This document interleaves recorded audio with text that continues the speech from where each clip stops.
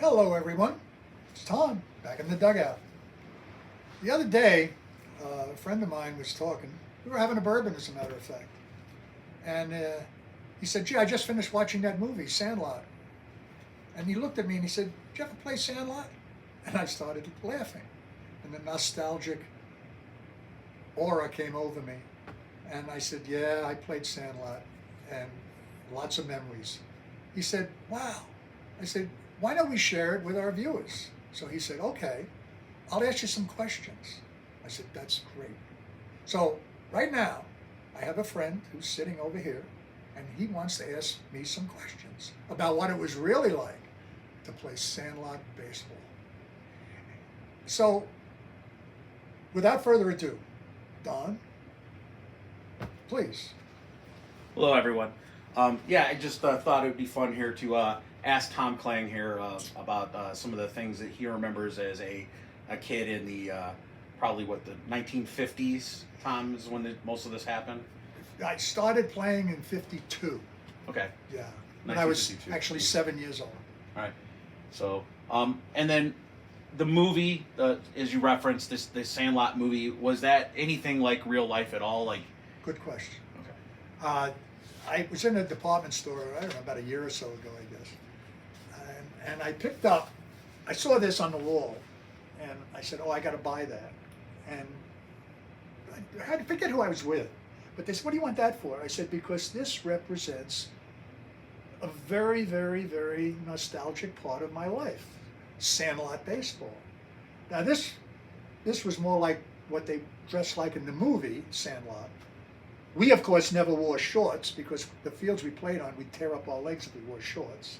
And this kid here is wearing spikes. I never saw spikes till high school. But there was always a dog running around, I will say that. Anyway, I had to buy it, and it's hanging in the dugout because it brings back good memories. Did that answer your question? Yeah, absolutely.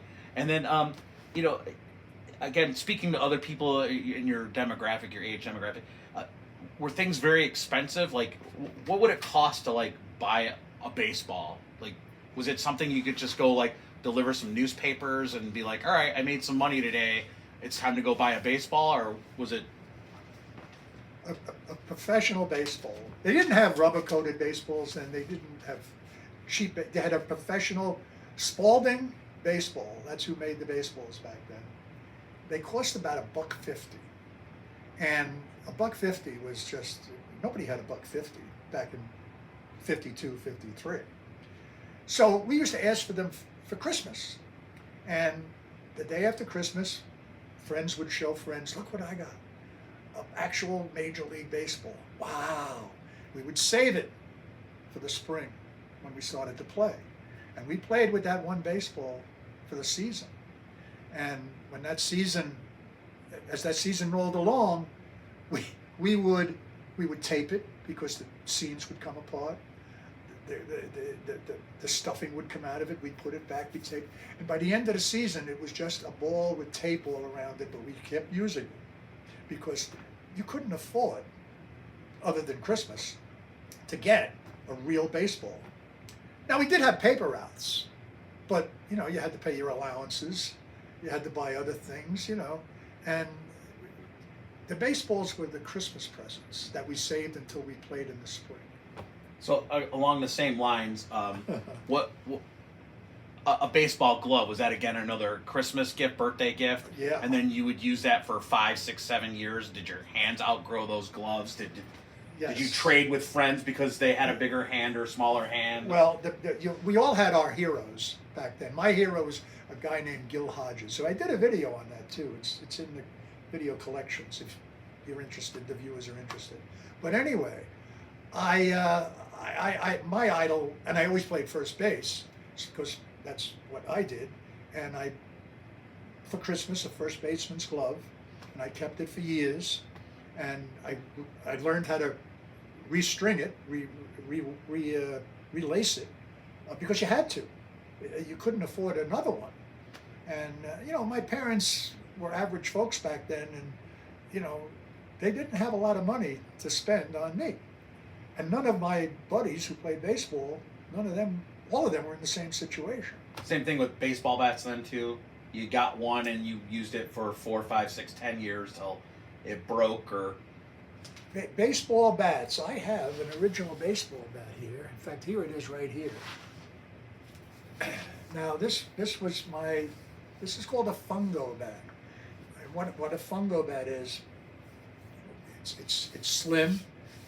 It's got a whip to it when you whip it around, and because of that action, it tends to ride up, and you hit pop-ups. And that's how we learned to hit pop-ups. Not hit them, learn to catch them. We would have outfield practice because we had to catching a pop-up at 7, 8 years old was hard to do. But anyway, this was a Louisville Slugger. Back then, that's all you had were Louisville Sluggers. They didn't have aluminum bats. They didn't have composite bats. And a Louisville Slugger, $5. This is an original one. This thing is probably, I don't know, it's 65 years old, I guess. And it's never been broken because I only used it for hitting fungos, practice fungos.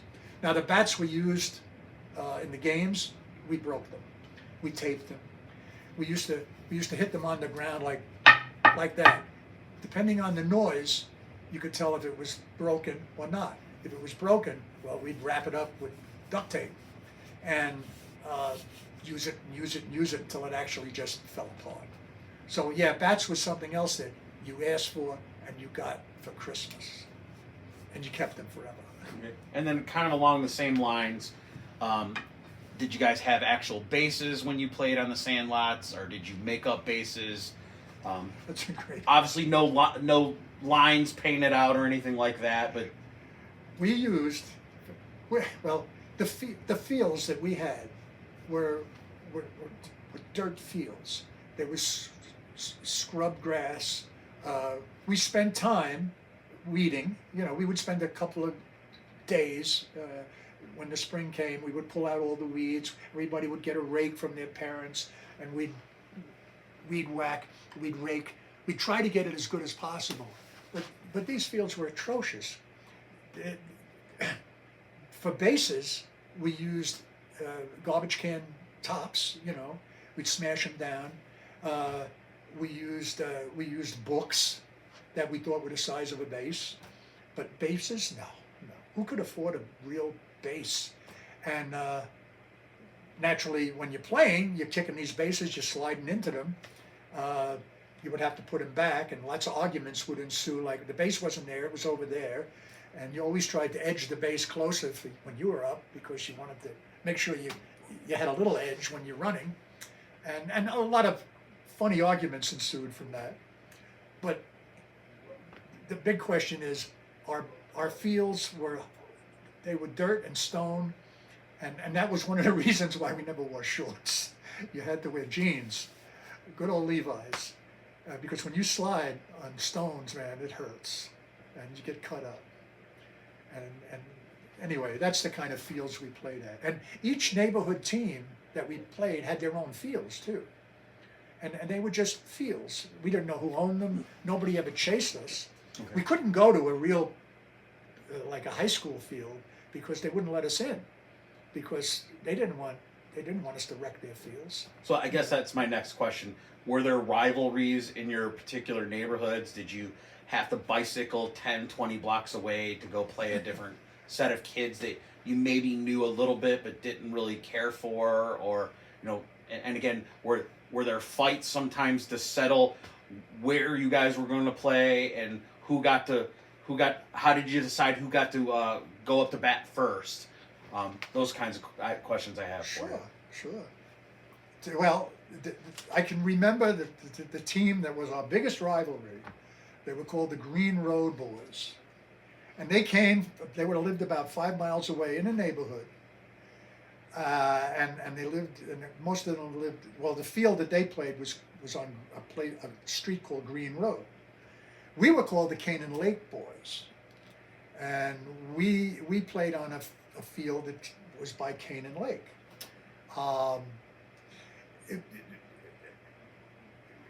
The schedules, after you finished one game, you would schedule the next game for the following weekend. And you would play all day on Saturday. Not Sunday, but you would play all day on Saturday. And we would ride our bikes, 7, 8, 9 guys, sometimes 10. That was when we were, you know, that was a good day when you had 10 guys. We would ride our bikes 5 miles actually to their field, Green Road, and they would be waiting for us. And we would ride in, we would put our bikes down, and we would saunter, you know, like, we're the tough guys and you're going to get beat today. You know, did we like them? We didn't like them when we played baseball with them. We hated them because we wanted to beat them. And they did the same with us. When they came to our field, they would ride their bikes. They would come out of the woods, you know, and we would sit there watching them. And we would glare at them, and you know, it's so funny when I think back on it. There's these 8, 9, 10-year-old kids just glaring at one another, and okay, let's play baseball. And we took it very seriously. Had a lot of fun, but baseball was very serious, you know. So there was no shaking hands, let's put it that way. So did that lead to fist fights among those teams, or did you guys often fight internally within your own We team? did both, actually. Okay. We you know, calls out, safe calls. If it was a close call, anything could happen. I was safe. No, you weren't. You were out. And then all of a sudden, it gets louder and louder, and you get closer and closer, and pretty soon you're nose to nose, and then one guy pushes another guy, and then that guy pushes him back, and then you just roll around on the ground, you know, and you're fighting. And then after about a minute of doing that, the team is like, hey, stop this BS, and let's get back and playing baseball. And they would pull us apart. And this went on at least once a game. But did you hate the guy? No, you just kept playing baseball, you know. So as a kid, often when we would get together and do stuff, we would find we never had enough to have an entire team. So how did you handle having enough people for teams? Did you have to come up with crazy rules that counteracted, like you only had 6 or 7 guys to play the game? It happened a lot. Okay. Yeah, that happened a lot because it all depends. One guy had to go with his parents somewhere, another guy had to do something else. So if we only had 6 guys, we would still travel to the other ball field, wherever that was. There was about 3 or 4 teams that we used to rotate. And we would travel to those fields. But if they had 8 guys and we had 6 guys, well, we would just say, okay, when we're on the field and we only have a left fielder and a center fielder, you can't hit to right field. If you hit to right field, it's an out. And if they had 3 outfielders when we were up, we could hit to all fields. So it was accepted. You made adjustments. You had to. If you only had one guy covering the right side of the infield, and that happened. Sometimes you only had a first baseman and no second baseman. So you would say, hey, if it's hit to the left of the first baseman, that's an out. You know, you made adjustments, and it was totally accepted back then because you didn't have the resources to have full teams. You just didn't. But you wanted to play the game so bad, you'd play. You know? And then typically, did you play most days after school? You played on Saturdays, like all day. Sundays, I imagine, was a very religious day when you were a child, so probably not a lot of baseball on Sundays. On Sundays, yeah. There are times back then, Sundays were not. You didn't play games on Sunday. You kind of like stayed around the house. But Saturdays, all day long, unless you had to go somewhere with your parents. After school, oh yeah, you would play. Not as much. On Saturdays, you could play 5 games. No problem. What time would you start in the morning? Oh, we'd start. As soon as the sun came up, almost. No, we'd start about 9 o'clock. 9, and then play till 9. You play until your parents came. Your mother. You usually use your mother. Okay. Your father didn't care that much. You weren't in his hair, so he didn't care you weren't home or not. He was I happy. gotcha. But your mother, she would drive by in the car because she knew where you were. You know, we're going to Green Road today, and she would say, "All right, come home for dinner." But most of the time we didn't because we were in the middle of a game. But then after it started to get dusk and dark, she would ride by in the car and she'd say, "Hey, it's time for dinner. When are you coming home?" "Okay, be home in a little while." And then she would drive off. And then we would say to our teammates, "Hey, I gotta go." And then after that, everybody would start wandering back, and the games would break up. But you played till it got dark, basically. Well, Tom, I appreciate you sharing all this information with me. It's very insightful to how being a kid before the television was an everyday, all day event.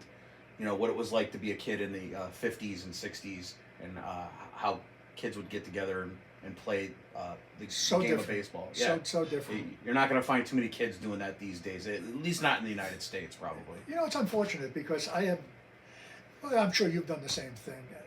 You drive around and you see baseball fields that are empty. And in parks, public parks, not high school fields. They're pretty strict with Fields that. that any kid could play on at any time, Yeah, as long as there's the- not an the event parks, going on. But nobody's playing the game. Kids aren't, Now, and it's sad because that's where you learn the game. You learn from playing the game, and you learn to love the game too. Because I get very sentimental about baseball. To me, it is the real American pastime, or it used to be. But I enjoyed it. Thank you. And I guess we'll wrap it up. So I hope you viewers enjoyed it. We'll do more too, because there's a lot more good stories on Sandlot Baseball. So until then, please like and subscribe and comment if you'd like. And we'll see you soon. Bye-bye.